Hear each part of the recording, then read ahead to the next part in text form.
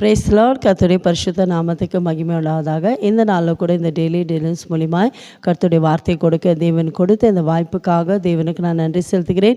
இதை பார்க்குற உங்களை அனைவரும் கர்த்தராகிய இயேசு கிறிஸ்து நாமத்தினால் உங்களை வாழ்த்துகிறேன், உங்களை ஆசீர்வதிக்கிறேன்.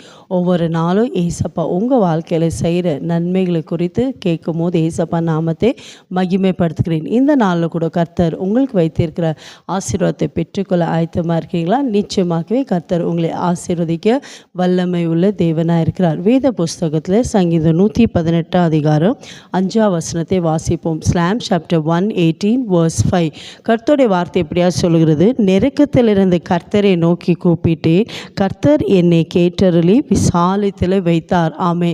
என் கண்பார்களே, இந்த நாளில் கூட ஏசப்பா உங்களுக்கு வாக்கு கொடுக்கிறார். உங்கள் வாழ்க்கையில் ஒருவேளை நெருக்கமான சூழ்நிலையா, இக்கட்டான சூழ்நிலையா, இந்த காரியத்தில் எனக்கு ஒரு விடுதலை கிடைக்காத என்ற கலங்கி கொண்டு இருக்கீங்களா? ஏசப்பா உங்களை பார்த்து தான் சொல்ல, உன் நெருக்கத்தை நான் மாற்ற போகிறேன், உன் வாழ்க்கை இருக்கிற எல்லா கஷ்டங்களை நீக்க போகிறேன், உன் கண்ணீரை துடைக்க போகிறேன். ஏன்னா வாக்கு கொடுக்கிறவர், வாக்கு மாறாத தேவன். ஒருவேளை நீங்கள் எந்த காரியத்தில் நெருக்கப்பட்டிருக்கீங்க, ஒருவேளை கடன் பிரச்சனை நிமித்தம் நெருக்கப்பட்டிருக்கீங்களா, உங்கள் குடும்ப சூழ்நிலை நிமித்தம் நெருக்கப்பட்டிருக்கீங்களா, செய்கிற கையின் பிரயாசத்தில் நெருக்கமாக இருக்குது, எது செய்தாலும் வாய்க்காமல் இருக்குன்னு கலங்கி கொண்டிருக்கீங்களா? இன்றைக்கு ஏசப்பா உங்களை பார்த்து தான் சொல்கிறார், என் மகனே, என் மகளே, எதை குறித்து நீ கவலைப்படாது. இந்த நெருக்கமான சூழ்நிலை, இந்த இக்கட்டான சூழ்நிலை நீங்கள் கர்த்தரை நோக்கி கூப்பிடும் போது வானத்தையும் பூமியை உண்டாக்கின சர்வ வல்லமை உள்ள தேவன் ஏசப்பா உங்களுக்கு பரத்துலேருந்து ஒரு தாசை அனுப்ப போகிறார். அவர் வாக்கு கொடுக்க, உன் நெருக்கத்தை நீக்கி நான் உன்னை விசாலத்தில் வைத்து உன்னை ஆசீர்வதிப்பேன். விசுவாசிக்கிறீங்களா? ஒருவேளை உங்கள் சூழ்நிலை எவ்வளோ மோசமாக இருந்தாலும் நீங்கள் அதை குறித்து கவலைப்படாதீங்க.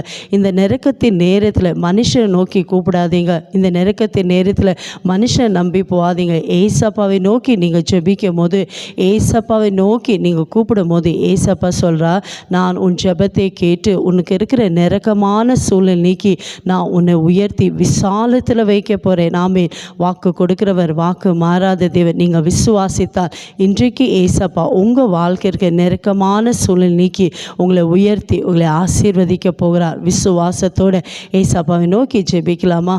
எங்களை அதிகமாக நேசிக்கிற தகப்பனே, இந்த அருமையான இந்த நல்ல வேலைக்காய் ஸ்தோத்திரப்பா. இந்த நாளில் நீங்கள் வாக்கு கொடுத்தப்பா, நெருக்கத்தில் இந்த நோக்கி கூப்பிடும் போது உன் நெருக்கத்தை நான் நீக்கி உன்னை விசாலத்தில் வைப்பேன். வாக்கு கொடுக்கிறவ நீ, வாக்கு மாறாத தேவனப்பா. என் ஜனங்கள் எந்தெந்த காரியத்தில் நெருக்கப்பட்டு ஒடுக்கப்பட்டு கலங்கி கொண்டு இருக்கிறாங்களோ, பயந்து கொண்டு இருக்கிறாங்களே சப்பா, ஒருவேளை கடன் பிரச்சனையாக, குடும்பத்தின் சூழ்நிலையா, கையின் பிரயாசத்தில் ஆசீர்வாதம் இல்லை, பலவிதமான போராட்டத்தை நிமித்தம் இன்றைக்கி நெருக்கப்பட்டு தான் இந்த வேலை ஏசப்பா, யாரெல்லாம் உண்மை விசுவாசத்தோடு உம்மை நோக்கி கூப்பிடுகிறார்கள், என் ஜனங்களுடைய வாழ்க்கை இருக்கிற எல்லா நெருக்கங்கள் மாறட்டும், இக்கட்டான சூழ்நிலை மாறட்டப்பா. என் ஜனங்களை நீங்கள் உயர்த்தி விசாலத்தில் வைத்தப்பா, நீங்கள் ஆசீர்வதித்ததுக்காய் ஸ்தோத்திரம். இயேசுவின் நாமத்தில் பிதாவே, ஆமென். God bless you.